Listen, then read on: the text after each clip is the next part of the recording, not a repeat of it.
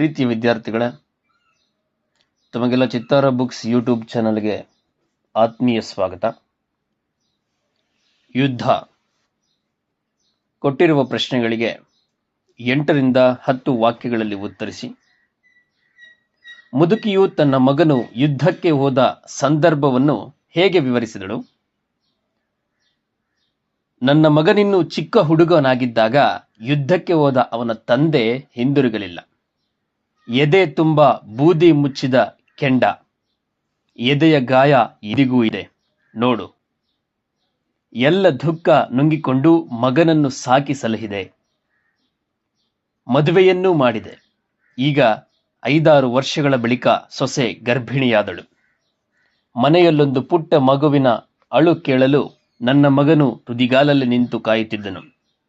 ಅಷ್ಟರಲ್ಲಿ ಬಂತು ಯುದ್ಧ.